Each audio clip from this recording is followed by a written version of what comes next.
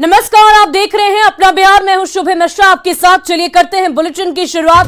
और सबसे पहले बीएसएसएससी पेपर लीक कांड पर एक बड़ी अपडेट सामने आई है।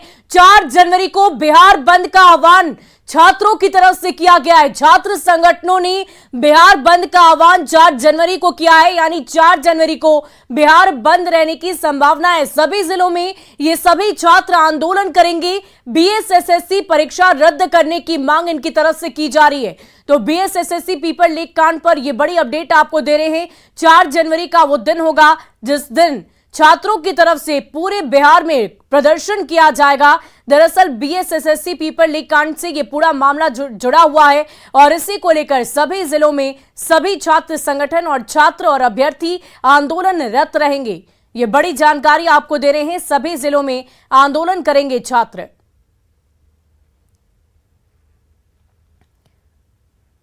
और सिवान में बेखौफ अपराधियों ने सरेशाम एक आभूषण व्यवसायी की हत्या कर लूट की घटना को अंजाम दिया है। घटना अंदर बाजार की बताई जा रही, जहां से कारोबारी लाल बाबू सोनी दुकान बंद कर जा रहा था और तभी मितवार गांव के पास बाइक सवार बेखौफ अपराधी आ धमके और लूटने की कोशिश करने लगे, जिसका व्यवसायी ने विरोध किया तो अपराधियों ने सीने में गोली मार दी और वहां से फरार हो निकले। आनन फानन में घायल व्यवसायी को निजी अस्पताल में लाया गया, जहां डॉक्टरों ने उसकी हालत गंभीर देखते हुए सदर अस्पताल रेफर कर दिया। वहां भी डॉक्टरों ने उसे पटना पीएमसीएच रेफर कर दिया, जहां से पटना से ले जाने के दौरान रास्ते में ही उसकी मौत हो गई। घटना से गुस्साए लोगों ने विरोध प्रदर्शन शुरू कर दिया और सदर अस्पताल के पास सड़क जाम कर अपराधियों की गिरफ्तारी की मांग पर अड़ गए।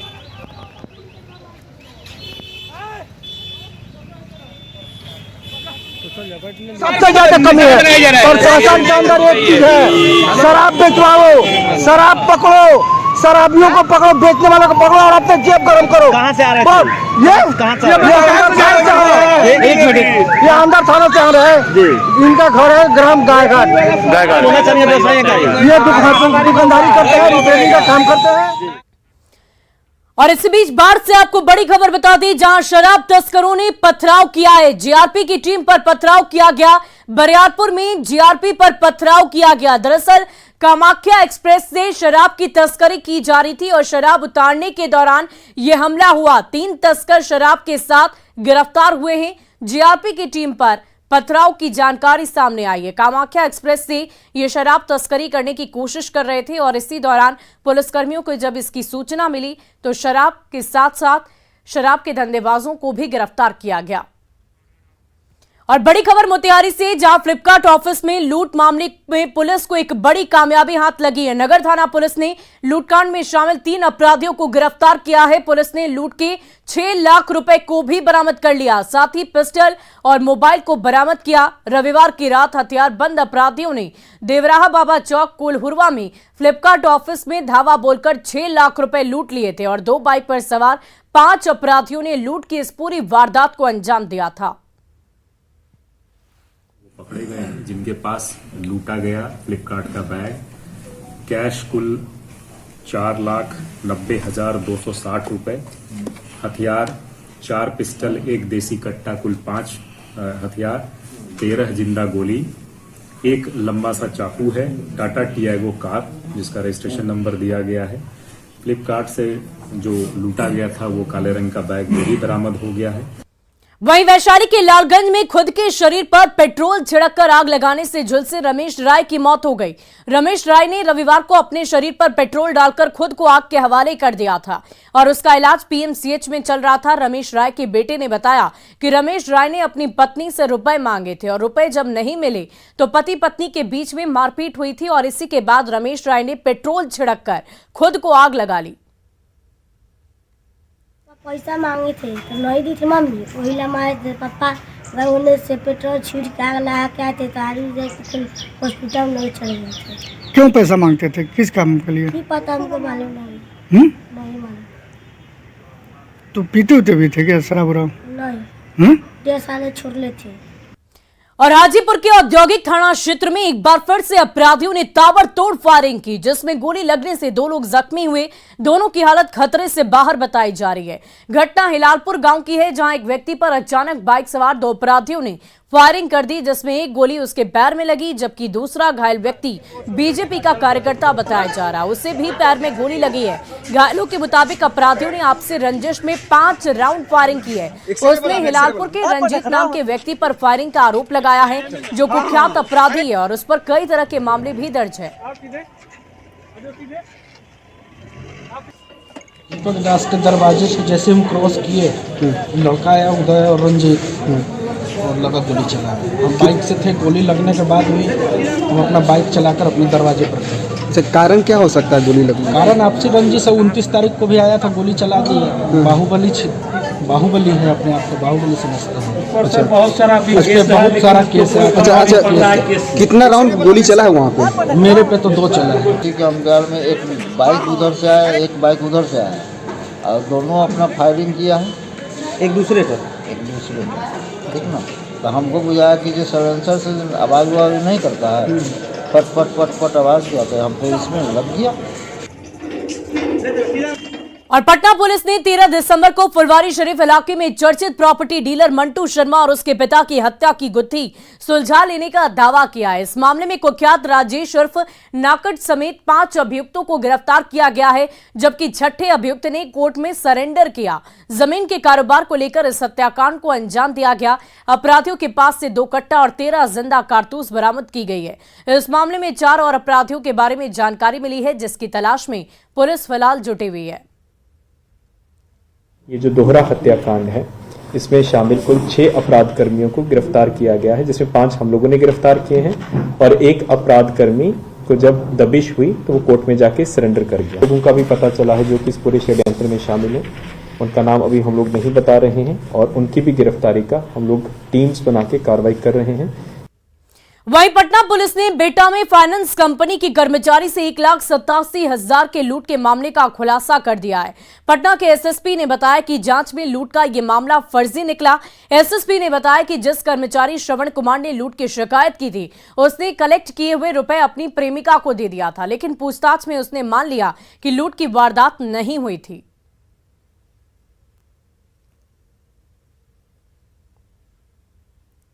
जब बुलाया गया, पूछताछ किया गया तो ये टूट गया। तो इसने बताया कि वो उसकी प्रेमिका है, उसको पैसों की ज़रूरत थी, तो उसने अपना पूरा 1,87,000 रुपया उसके पास छोड़ दिया था और उसके बाद उसको बोला था कि किसी को बताना नहीं कि पैसा कहाँ पे आया था। हालांकि उसको ये चीज़ की जानकारी नहीं थी कि पैसा इसने खुद गबन किया हुआ है।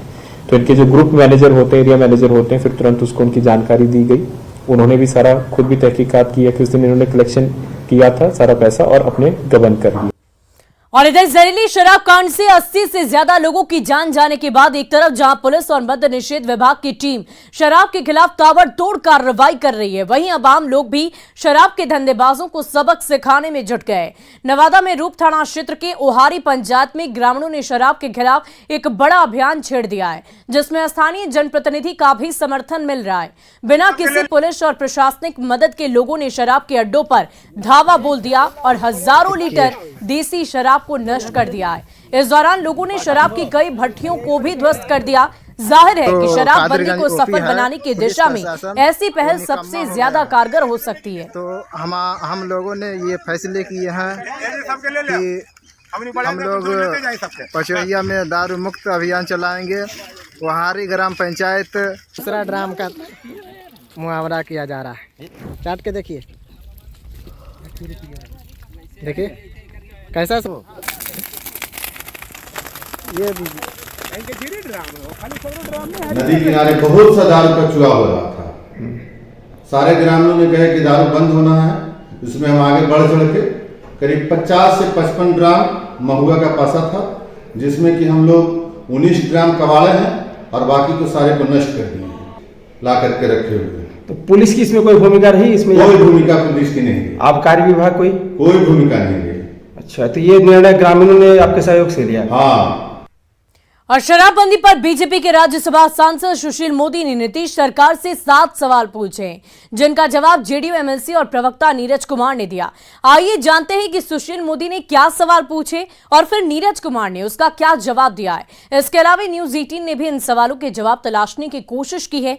हमारी ये खास रिपोर्ट देखिए।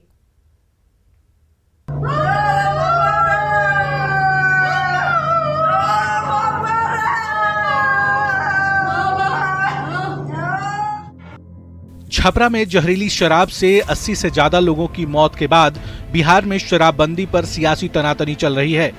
बीजेपी के राज्यसभा सांसद सुशील मोदी ने नीतीश कुमार से 7 सवाल पूछे हैं, जिसका जवाब दिया जेडीयू एमएलसी और प्रवक्ता नीरज कुमार ने। सरकार में जब रहते हैं तो शराबबंदी का लाभ गिनाते थकते नहीं, और जब सरकार से अलग होते हैं तो उसमें मीन मेख निकालते हैं। निकालते रहिए। बिहार की जनता और खास करके महिलाओं ने जो सफलता की कहानी देखी है घर घर में, तो ये प्रवचन आपके लिए राजनीतिक विषधर के रूप में होगा। आइए एक एक कर सुशील मोदी के सवाल और उस पर नीरज के जवाब को जानते हैं। सवाल नंबर 1, 6 सालों में कितने लोगों को सजा हुई? इस पर नीरज कुमार ने आंकड़े गिनाते हुए बताया कि 2022 में 1 को उम्र कैद, 198 को 5 साल की सजा, 9 लोगों को 6 वर्ष की सजा, 23 लोगों को 7 वर्ष की सजा, 6 लोगों को 8 साल की सजा और 33 लोगों को 10 साल की सजा। सवाल नंबर 2, शराबबंदी केस में कन्विक्शन रेट क्या है? इसका जवाब देते हुए नीरज कुमार ने बताया कि इस साल 1 अप्रैल 2022 से अब तक 1,65,000 लोगों की गिरफ्तारी हुई। शराब पीने वाले 1,52,000 लोग गिरफ्तार हुए। 1,48,000 से जुर्माना वसूला गया। वहीं 3,576 लोगों को 1 महीने की सजा और 189 को 1 वर्ष की सजा हुई, जो कुल पीने वालों की गिरफ्तारी का 91.8% है। सवाल नंबर 3, कितने शराब तस्करों से मुआवजा वसूला गया? जिस पर नीरज कुमार का जवाब था कि सुप्रीम कोर्ट ने जुर्माना वसूलने पर रोक लगा रखी है। सवाल नंबर 4, इलाज के लिए अब तक एसओपी क्यों नहीं बना? अस्पताल में अत्याधुनिक सुविधाएं मौजूद हैं, इसलिए इसकी जरूरत नहीं है। सवाल नंबर 5, कितनी शिकायतें मिली, उन पर क्या कार्रवाई हुई? इस पर जवाब था 400 से 500 कॉल प्रतिदिन आए। जनवरी 2022 से अब तक 1,05,527 शिकायतें दर्ज कराई गईं। इन शिकायतों पर कार्रवाई भी की गई। सवाल नंबर 6, नशा मुक्ति केंद्रों से कितने लोग नशा मुक्त हुए? जिला अस्पतालों में 10 बेड का नशा मुक्ति केंद्र उपलब्ध है, जहां नशेड़ियों का इलाज हुआ। सवाल नंबर 7, जागरूकता अभियान क्यों बंद हो गए? जिस पर उनका जवाब था, जीविका दीदी, आशा कार्यकर्ता और शिक्षा विभाग की मदद से जागरूकता अभियान चलाया जा रहा है। नीरज कुमार ने सुशील मोदी के 7 सवाल के जवाब तो दे दिए, लेकिन क्या वो सभी सही जवाब हैं? ये जानने की कोशिश की न्यूज 18 बिहार झारखंड ने। न्यूज 18 की पड़ताल में जो सच सामने आया वो देखिए। आबकारी विभाग के आंकड़ों पर गौर करें तो पता चला साल 2022 में नवंबर महीने तक 1,43,679 केस दर्ज किए जा चुके हैं और 2,46,706 लोगों की गिरफ्तारी हो चुकी है।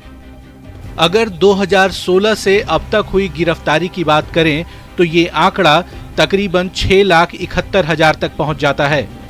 मतलब न्यूज 18 की पड़ताल में ये बात सामने आई कि अब तक हुई कार्रवाई में गिरफ्तारी और कन्विक्शन के रेट में बहुत फर्क है। न्यूज 18 के लिए पटना से अमित कुमार और संजय कुमार की रिपोर्ट।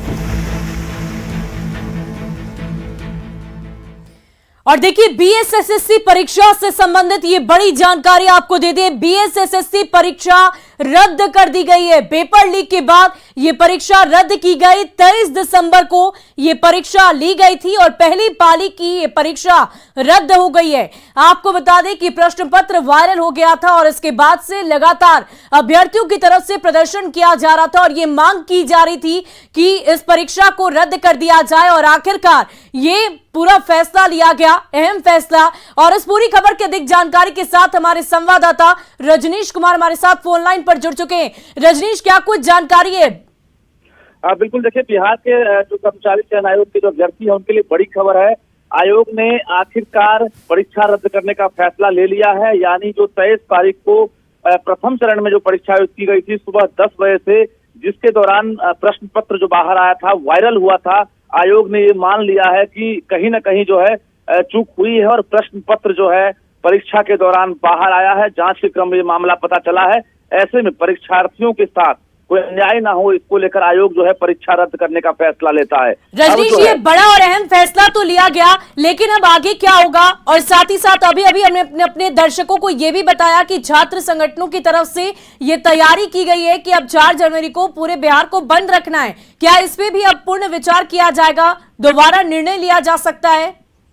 देखिए शुभी, बिल्कुल 2 दिन की परीक्षा थी, यानी प्रथम चरण और दूसरे चरण। यानी पहले चरण में ही जो है एक तरह से कहिए कि हंगामा खड़ा हो गया था। अभ्यर्थियों ने जगह जगह हंगामा किया था और आज भी राजधानी पटना में छात्र संगठनों ने गोलबंद होकर फैसला लिया है प्रदर्शन के दौरान कि अब 4 जनवरी को नए साल में पूरे बिहार में ये प्रोटेस्ट करेंगे और परीक्षा रद्द करने की इन्होंने मांग की है। सीबीआई जांच की मांग की है। बीएसएससी के अधिकारियों पर सीधा आरोप है। तो निश्चित रूप से अभी आनंद फानन में आयोग ने फैसला लिया है, लेकिन जो छात्र संगठन है वो इतने पर शायद ना माने, क्योंकि उनकी जो मांग है कुल मिलाकर सीबीआई जांच की मांग है और निशाना सीधा आयोग पर है। जी शुभी। रजनीश, अब आगे कब परीक्षा ली जाएगी? क्या इस पर भी किसी तरह की चर्चा की गई है या सिर्फ अभी परीक्षा रद्द करने को लेकर निर्णय लिया गया है?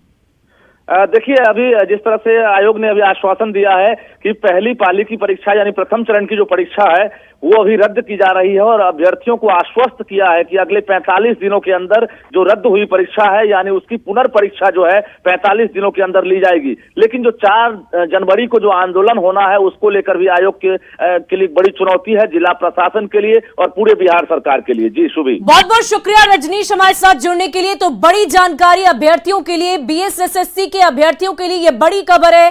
पेपर लीक के बाद अब परीक्षा को रद्द कर दिया गया है। आयोग की तरफ से ये बड़ा निर्णय लिया गया, अहम निर्णय लिया गया है और 23 दिसंबर को जो प्रथम पाली में परीक्षा ली गई थी उसे रद्द करने का यह अहम फैसला आयोग की तरफ से सुनाया गया है। अब देखने वाली बात यह होगी कि छात्र संगठनों की तरफ से ये जो निर्णय 4 जनवरी को लेकर किया गया, बिहार को बंद रखने को लेकर, उस निर्णय में कोई बदलाव होता है या नहीं, क्योंकि मांगे कई ज्यादा है और इतने पर छात्र आश्वस्त होते हैं या नहीं, ये भी देखने वाली बात है। साथ ही साथ आयोग ने अगले 45 दिन की मोहलत रखी है। अगले 45 दिन में दोबारा से परीक्षा ली जा सकती है, इसकी जानकारी भी सामने आई है।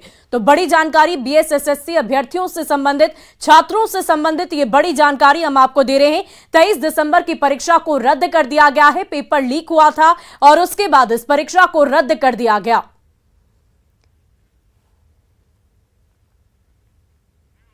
और प्रथम चरण की परीक्षा रद्द कर दी गई, इस बात की जानकारी हम आपको दे रहे हैं। ये प्रश्न पत्र वायरल हुआ था और इसी कड़ी में आज ईओयू की तरफ से जांच की प्रक्रिया भी आगे की गई, छात्र नेताओं से बातचीत की गई और उसके बाद आखिरकार ये निर्णय ले ही लिया गया। बीएसएससी की परीक्षा को रद्द किया गया है। 23 दिसंबर को यह परीक्षा ली गई थी और सुबह 8:45 का वक्त छात्रों की तरफ से बताया गया, जब परीक्षा का प्रश्न पत्र सोशल मीडिया पर चारों तरफ वायरल हो गया था और उसके बाद से ही अभ्यर्थियों में खलबली मच गई। सभी मायूस थे और उन्होंने साफ साफ कहा कि इस परीक्षा को रद्द किया जाए और इसी को लेकर बिहार के अलग अलग जिलों में अभ्यर्थियों की तरफ से प्रदर्शन किया गया। ये तस्वीर आप देख पा रहे होंगे। राजधानी पटना में भी छात्रों की तरफ से उग्र प्रदर्शन किया गया और साथ ही साथ यह भी कहा गया कि अगर आश्वासन नहीं मिलता है, परीक्षा रद्द नहीं की जाती है, तो अब हम आगे बढ़ेंगे। और साथ ही साथ एक बार फिर से हमारे संवाददाता रजनीश हमारे साथ फोन लाइन पर जुड़ चुके। रजनीश, और क्या कुछ जानकारी आपको मिल पा रही है? 23 दिसंबर को इस परीक्षा को लिया गया था और अब इसे रद्द करने की बात कही जा रही है, अब आगे क्या कुछ प्रक्रिया हो सकती है?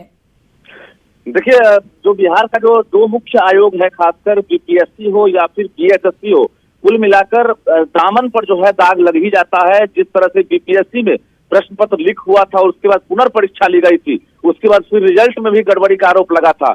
उसी तर्ज पर जो है फिर से बीएसएससी, जिसका इतिहास काफी खराब रहा है, बिहार कर्मचारी चयन आयोग का, इसके जो चेयरमैन हैं और जो सचिव हैं, इनके लिए एक बड़ी चुनौती है, क्योंकि इससे पहले तत्कालीन जो चेयरमैन रहे हैं, सचिव रहे हैं, उनकी गिरफ्तारी हुई है पर्चा लीक के मामले में। उस वक्त भी न्यूज 18 ने खुलासा किया था कि जो तत्कालीन जो पूरा पर्चा लीक का मामला था उसमें दोषी पाए गए थे। तो कुल मिलाकर अभी जो चेयरमैन है और सचिव हैं, ये कोई गलती करना नहीं चाहते हैं, क्योंकि आर्थिक अपराध इकाई जो है लगातार जांच में जुटी हुई है, लगातार गिरफ्तारी भी हो रही है। मोतिहारी जिले में जो है पुलिस के जो लगातार छापेमारी हो रही है पुलिस की, वो दबिश बढ़ी हुई है और कई जो कर्मचारी हैं, अधिकारी हैं, वो भी रडार पर है, जो खबर आ रही है। आज छात्र नेता दिलीप ने कई क्लू दिया है। दिलीप आज बैठक कर रहे थे, इस दौरान आर्थिक अपराध इकाई ने उन्हें तलब किया और तकरीबन 45 मिनट तक आर्थिक अपराध इकाई के अधिकारियों ने दिलीप से पूछताछ की है और मिनट टू मिनट जानकारी ली है कि परीक्षा कितने देर बाद आपको प्रश्न पत्र मिला है, आपको कहां से किस बिंदुओं पर आपको लग रहा है कि लीक हुआ है। तमाम चीजों के बाद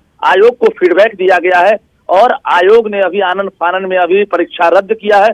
तो निश्चित रूप से एक बड़ी चुनौती है, क्योंकि 4 जनवरी को बड़ा आंदोलन होना है और राज्य भर के 38 जिले में परीक्षा केंद्र था।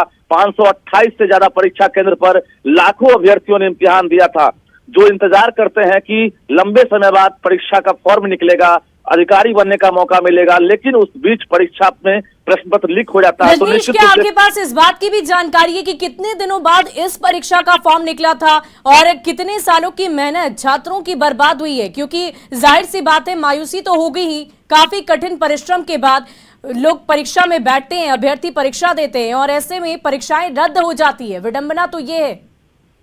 देखिए, इस विज्ञापन में देरी नहीं हुई है। लगभग साल से 1.5 साल के अंदर में जो कैलेंडर है उसको ही पटरी पर फिलहाल लाया गया है।